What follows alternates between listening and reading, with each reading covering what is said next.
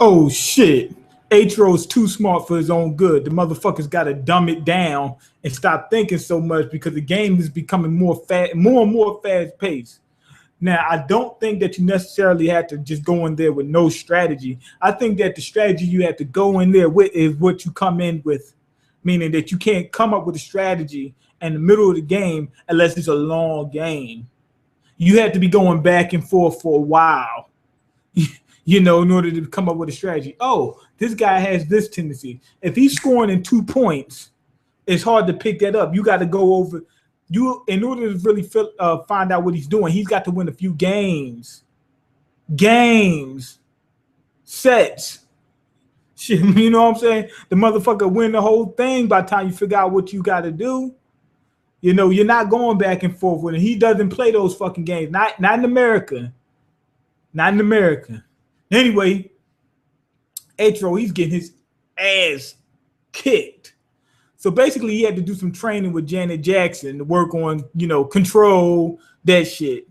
He kept listening to the song over and over, the Control song by Janet Jackson, in order to gain more control on the tennis court. And it actually worked.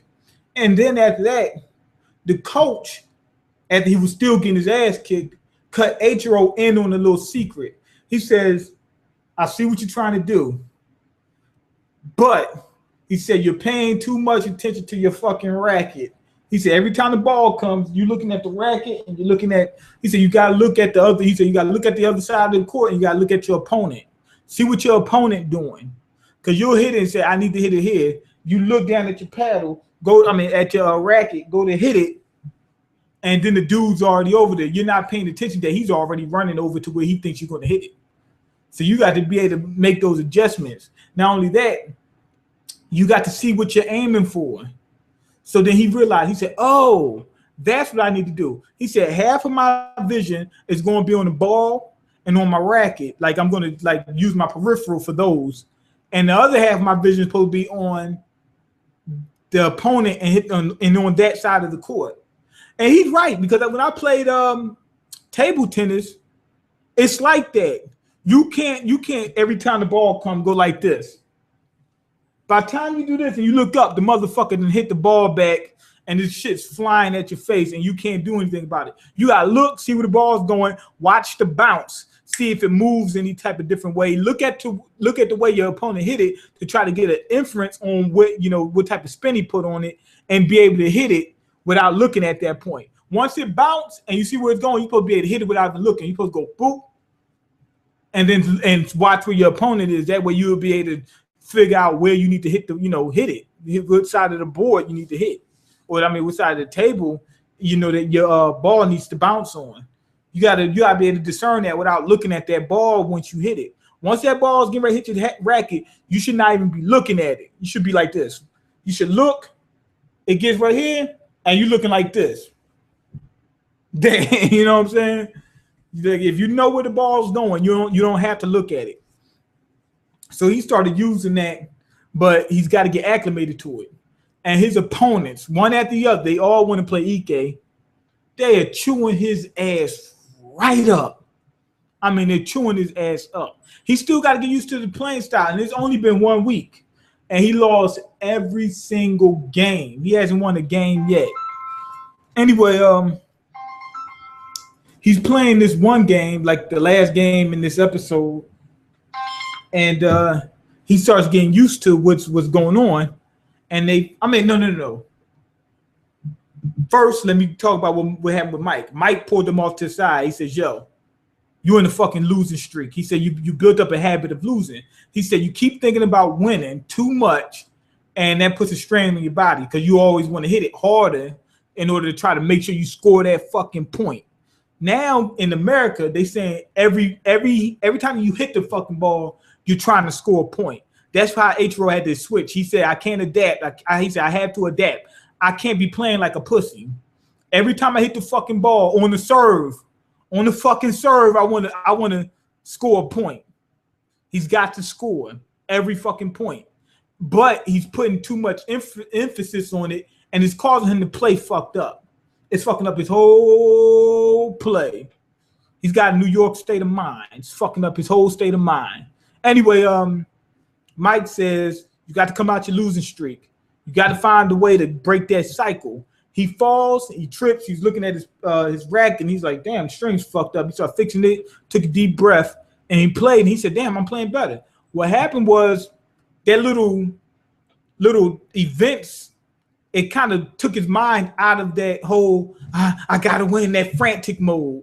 He was in that frantic mode. Oh, my God. It's like you didn't pay your bills. Oh, my fucking God. Oh, God, I need a job. I need somebody to loan me some money. That type of deal. That's what's going on. I need a job. Oh, my God, they put me out tomorrow. That's what's going on in H-Row's head.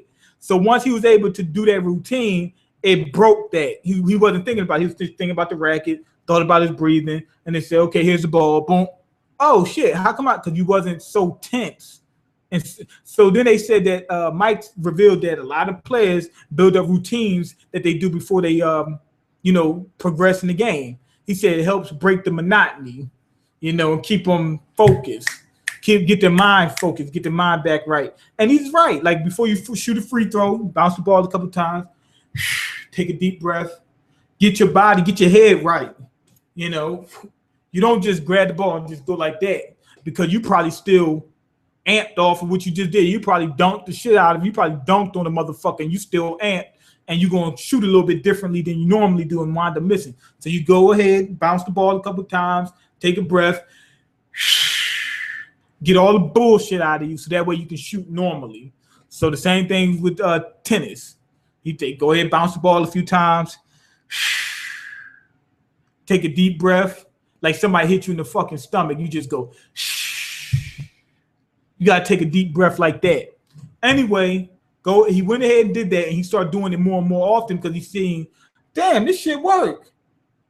And he said, is this superstition? He said, I don't know, but it's working. So he kept on doing it, and now he's finally starting to win games. So he finally beat the motherfucker. I think it was named Pedro. I think it was Pedro he beat.